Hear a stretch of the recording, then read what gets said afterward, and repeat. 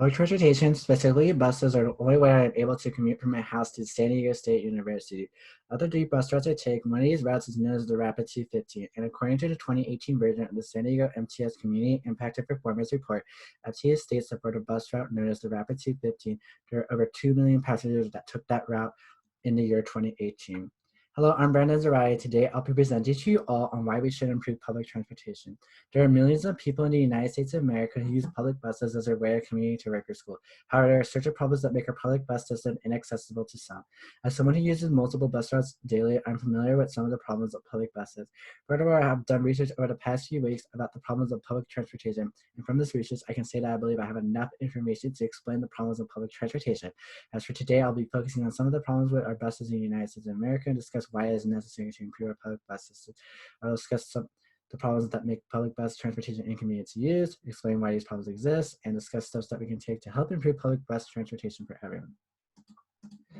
It is necessary to improve public bus systems in the United States of America since many people require cheap public transportation to get to work or school. However, there are two main problems with public bus systems. One of those problems is distance. Not everyone lives within walking distance of public transportation. In fact, according to the American Public Transportation Association in 2018, they found that 45% of Americans have no access to public transportation. In other words, a little bit less than half of all Americans do not live near any form of public transportation, which includes bus routes. This can be seen on the map to the left, which shows the 5 major urban areas in America and their bus routes, and 1 major urban area in Canada and its bus routes. And compared to the major urban area in Canada, urban areas in America do not have nearly as many bus routes that cover all parts of the region, which means that there's always going to be some Americans who do not have access to public transportation.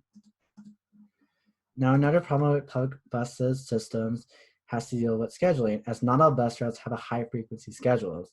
Now, high-frequency means there's no more than a 10 to 15-minute window between one bus departing and another arriving. And this is important to commuters, as if they were to run late, the higher the frequency, the less time they have to wait for another bus to come. However, for low-frequency schedules, there's going to be more time wasted waiting for another bus to arrive. In Denver, Colorado, Marshall 2016 found that only 19.7% of city residents live near high-frequency transit. And this is important because Bliss 2016 found that in a survey conducted by Transit Center, 2 out of 3 things that help create an effective transit service includes both the frequency between bus arrivals and the walkability of bus routes. And by fixing these problems, we can help make public bus systems more accessible to everyone. Now that I've mentioned the problems of public bus systems, I will now mention the causes of such problems. Low-frequency bus routes and the lack of bus routes near most Americans comes from a lack of funding. Johnson English 2018 mentions that the decline of public bus transportation funding started when cars were introduced. Instead of trying to compete against cars, English 2018 explains that most of the transit agencies within the United States of America significantly decreased spending on service to reduce their costs. By spending less, transit agencies would not be able to provide enough buses to cover various regions of the United States of America, which would cause some places to suffer from a lack of public transportation. In recent times, delays of federal government funds have also prevented transit agencies from expanding their bus routes. In fact, Bliss 2018 mentions that when a federal appropriations bill signed by Trump had not been delivered in a timely fashion to cities, they had to wait until the money came until they could expand their bus routes. It's also important to note that some of the funding of public bus systems and public transport comes from passengers who pay fares to ride on a bus, train, or trolley. A Cato Institute senior fellow who works on urban growth and transportation issues, Randall O'Toole, 2018, states that transportation agencies spent $46.9 billion on operating costs, and 33% of that amount is paid out in fare revenues. However, during the years of 2014 and 2018, there has been a decrease in ridership, which means that public transportation agencies have less riders to collect funds from, which means they have less money to pay their operating costs. Now that I've talked about the reduced spending and the lack of funds being generated that have caused transit agencies to have trouble in maintaining the cost of operating public transportation, I shall now present the solution to fix this problem. Since the lack of funding is the issue that is preventing transit agencies from improving their public bus routes, there are some actions that we can take to increase funding within the state that we currently reside in. When it comes to funding California transit agencies, the California Transit Association mentions on our website how their funding for capital projects such as bus purchases or design and construction of rail system is usually split among federal, state, and local government grant sources. Thus, if there was a way to increase the chances of our California transit agencies to get grants from local, state, or federal governments, they could be able to expand their bus routes.